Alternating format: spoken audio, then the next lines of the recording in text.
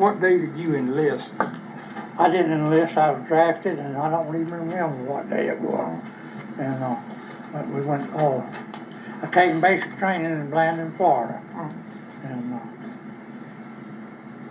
when we went overseas, I went into southern Italy.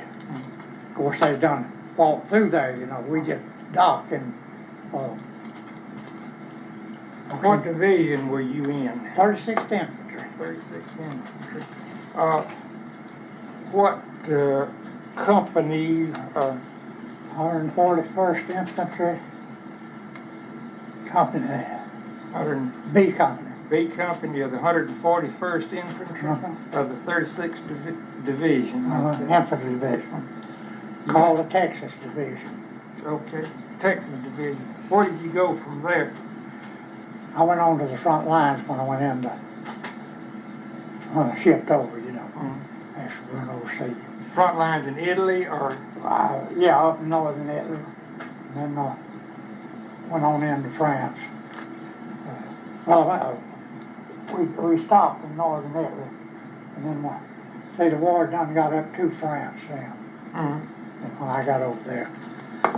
And then we went on through France, Germany. They had already invaded southern France when you got into Italy. Yeah, they went into southern France before I got over there. And I've got the history of all that. And then we went on up through France, fought through France. We did some fighting down in southern France. And we come out of Italy. What were the names of the men in your squad? Do you remember the names of the guys in your squad? No, I don't remember the. Who was your buddy? You mentioned you had a buddy. His name was Gamble. But I can't remember his first name. We called each other by the last name. But we had a Gamble guy up there, and he was from up in Tennessee. And he come in there after I did. And I started to shoot him the first night he come in there. Why is that? He played a French harp. And he sat in the foxhole all night long on the front line, played that dadgum French harp. And then that old foxhole, I wanted him to shut up. Did he draw any fire playing that thing? No, he didn't. Hey, we happened to be lucky that night. And wonder we hadn't known. Kept me awake all night. I had to stay on the alert in case they did start in there. But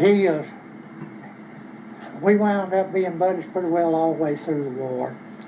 After we got up there and got to doing what I call village fighting, cleaning out the villages, you know, when we go into them. Well, me and him, when we get in there, we work together as a team. We were going up through there one time, and the way we'd do it, we'd go together. When we come to a door, we didn't just open it, one of us opened it. One of us got on one side of the door, and one on the other. And the one that was on the knob side of the door, he would kick the door in. We didn't bother to open it. We just kicked it in. And we got to be experts at knocking the door off first time. But anyway. You got to be experts at knocking the door off first kick, huh? Oh, yeah. But anyway, well, you had to get it open. But we would kick it open such as that. And then, ever who it was,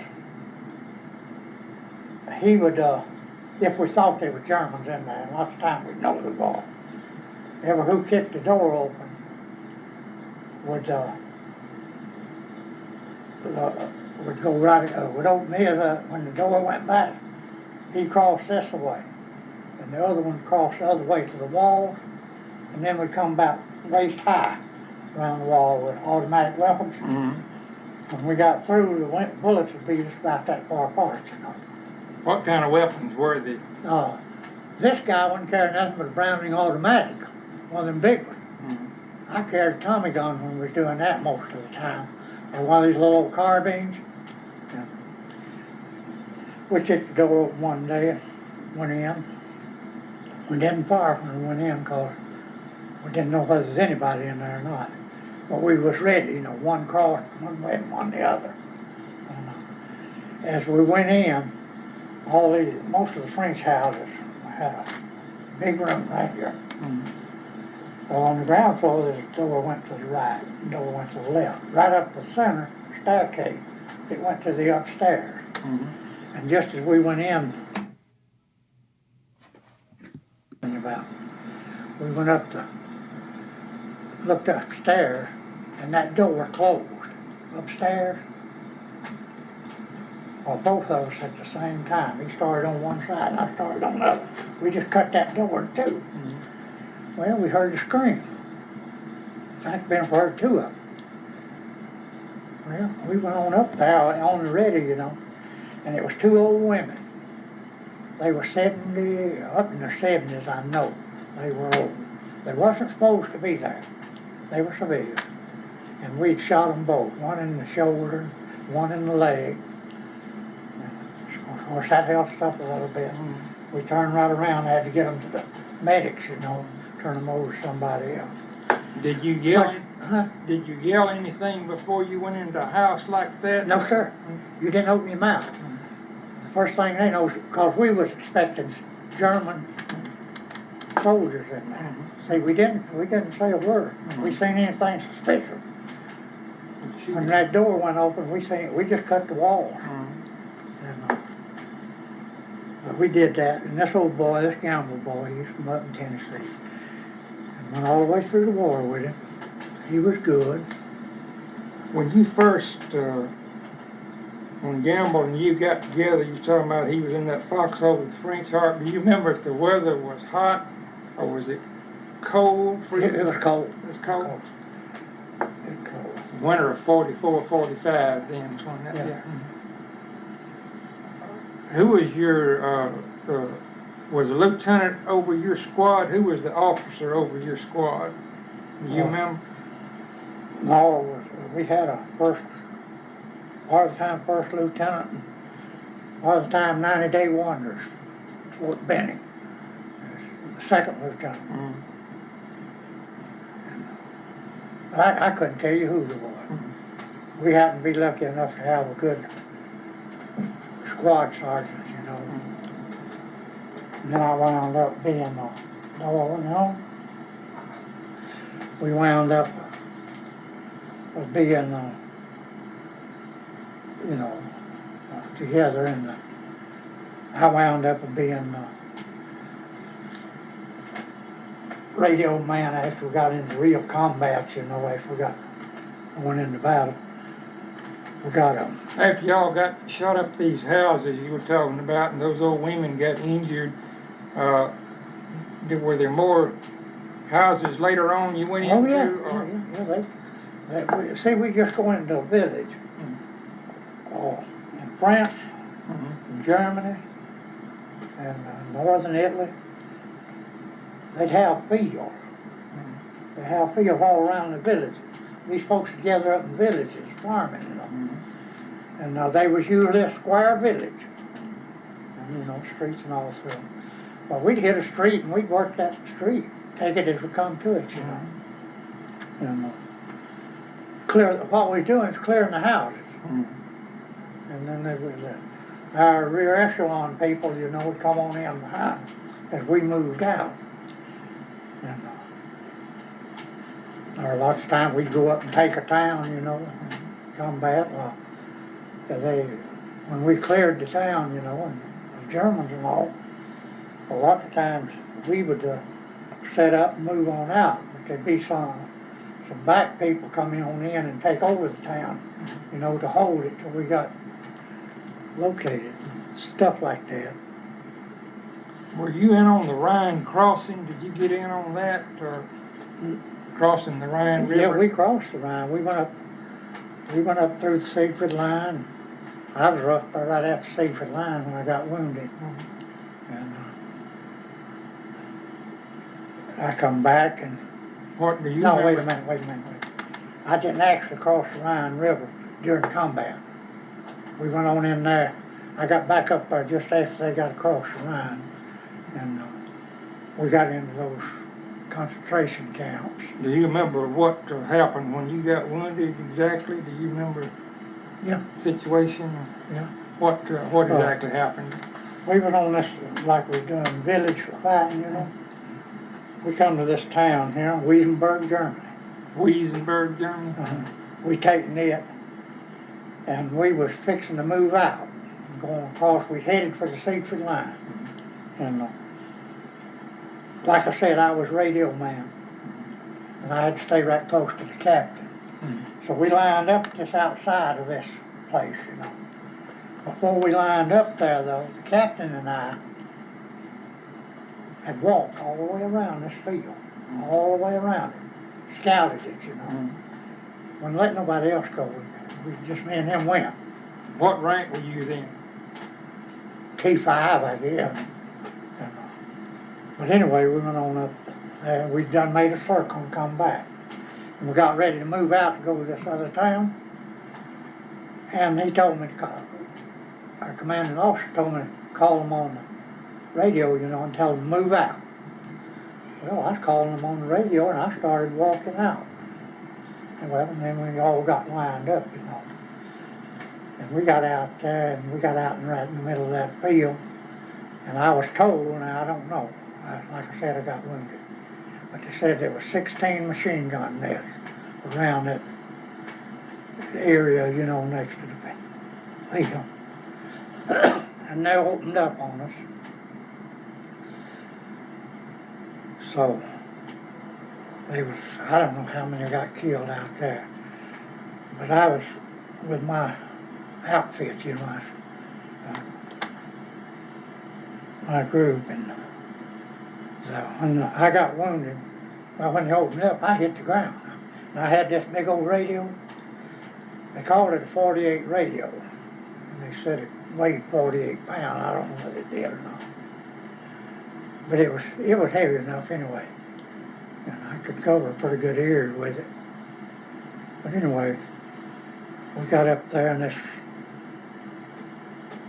I know in reading so many was killed right next to me, but they was trying to get that radio and knock out their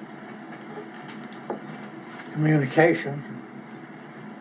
But anyway, they had 3 bullets through our radio, and I was laying flat on the ground like this. Bullet went in my arm here, come up my arm, blowed all this out here. Went up here and blowed out again, and then went down and lodged under my shoulder blade. I was laying just like this.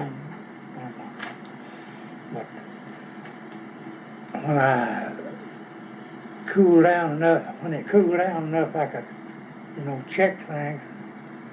I just eased over and looked. Everything was down all the way around me. And they said there was the 11 closest guys coming were dead. But anyway, stayed there. And it wasn't long till his medic come out checking. And incidentally, he come out there, and the bullets was popping around him, you know, but he kept coming. And he come through, and he knew most of us, you know. And I was over there, and he hollered at me and says, "Hey, John." I said, "Yeah." He said, "Are you hurt?" I said, "Yeah, I'm wounded. I don't know how bad." And he said, "Well," I'll get to you." I said, "Don't you come nowhere about me." I said, "You stay right where you at." And I said, "I don't want to know I'm still alive." But anyway, he said, "Well, I'm going to come by and give you a morphine shot." And he says, I said, "I'll do it on the run, so you just check, see if I broke the needle off or anything." Well, he did. He come on a dead run. And come across there and give me that shot, and he just kept going. And it was, I guess from the time I got wounded, it was something like 50 minutes to an hour before. And I got up and went back under my own power when I did.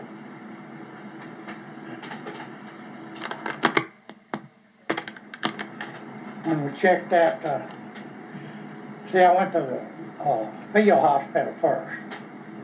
They packed it and cleaned it and bandaged it. stayed there a day or two and got running too much temperature. So finally got back to the general hospital, you know. Went in there one morning about 3 o'clock. And got in there, and the doctor come around checking. We had a bunch of them coming in.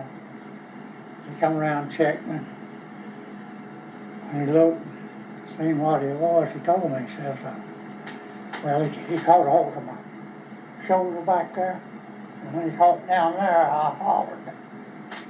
He hit that bullet down there, you know. And I hollered, and he says, what's that? I told him I didn't know, but it sure did hurt, and he got the feeling around there. He said, I know, so that bullet's still there. He told me, he said, don't you eat nothing at all till after I get to you. And he was fixing to go into surgery then, you know. And they just had us lined up, you know. Going in. And never will forget what he told me though when I rolled me up there side of him. He says, I'm gonna, well, when he left me, he sent me some one of these gallon cans, you know, metal cans like they had beans and stuff, store stuff in, you know. Mm-hmm. You can buy them in the store now. Mm-hmm. He sent me a metal can, told me to take all that packing out myself, but I could take it out easier than he could. Mm-hmm. So I did, but I had to send back for another pan.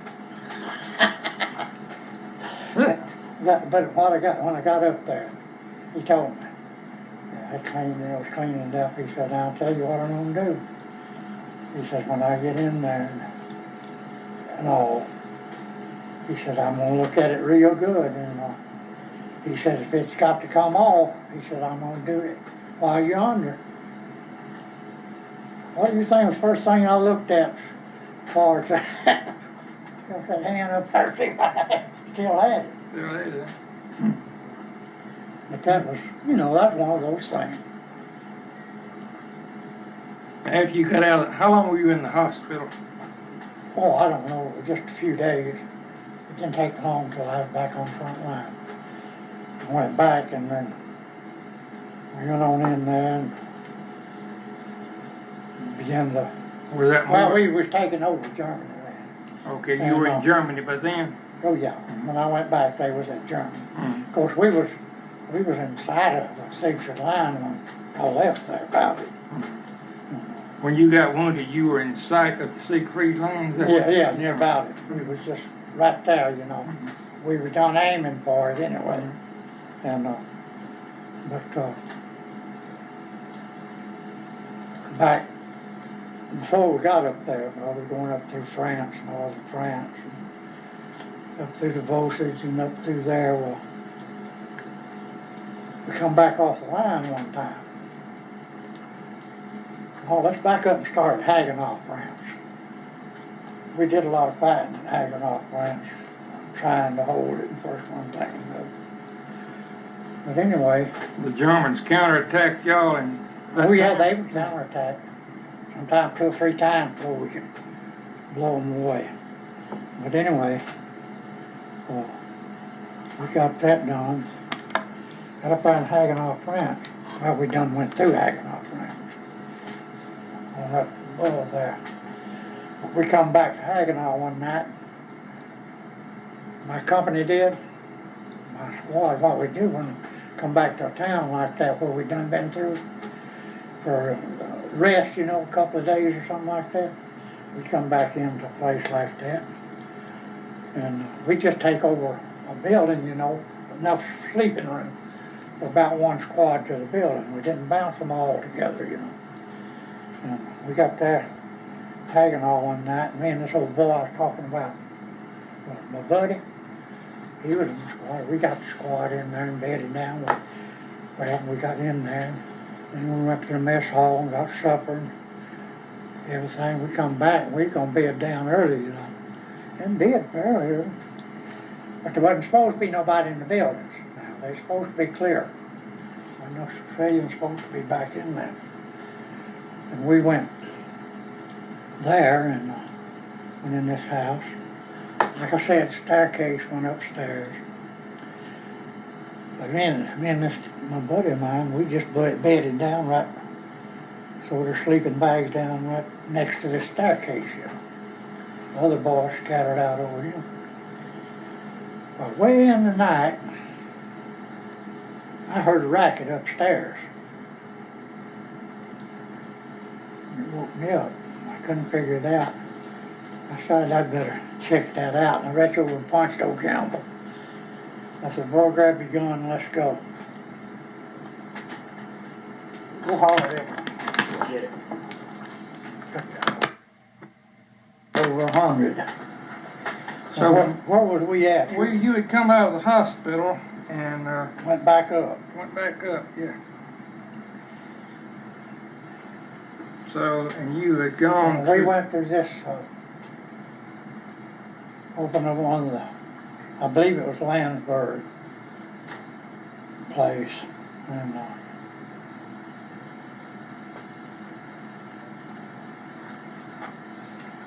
Landsberg was the name of the German town, or? No, it's German. No, Landsberg was town, but it's a prison camp, you know, Holocaust deal. And we opened it up. I've got some pictures of it somewhere.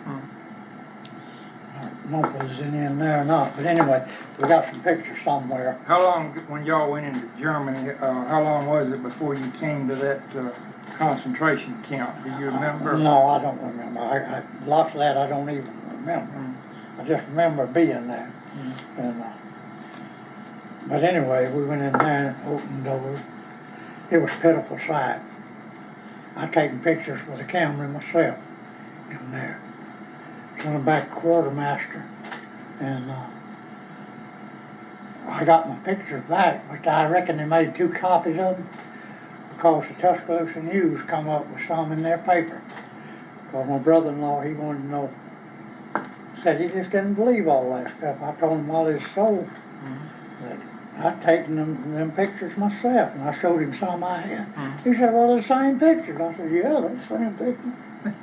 And but anyway, taking that over, and they were starved to death and all this. And I'd taken it to be Russian people in there. You know, the Germans taking Russian, Jews, and anybody that get in there.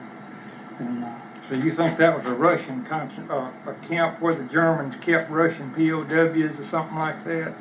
No, they just, these people was in the concentration camp. They put them all in there together. And treat them all alike, starved them to death, gassed them. Stacked them up in stacks like cordwood, all that.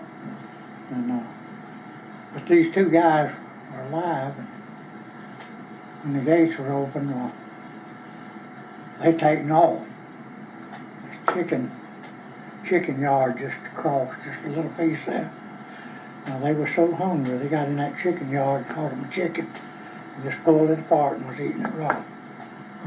Now, that's hungry, Randall, that's hungry.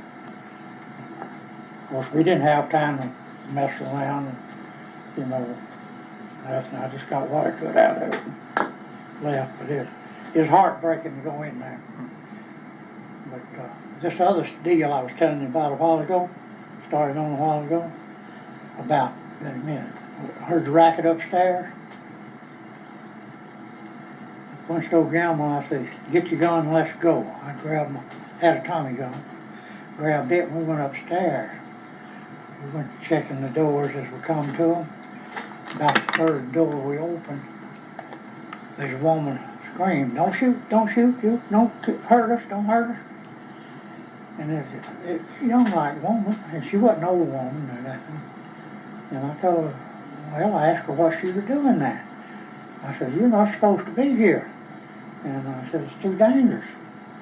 And she could speak enough, and I knew enough French, you know, we could talk together.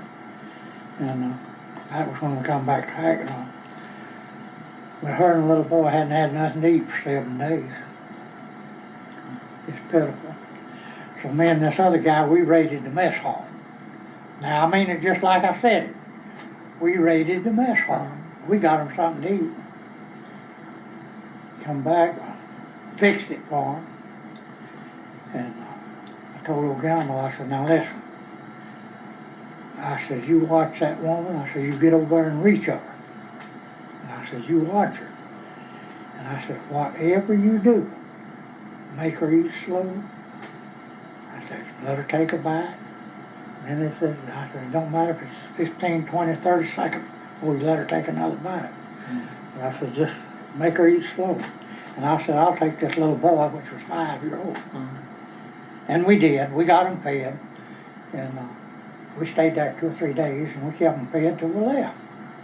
But when we started to leave, this lady had told us that the Germans had come by. He was French, and had come by and picked him up, made him go with him to fight. He's a young man.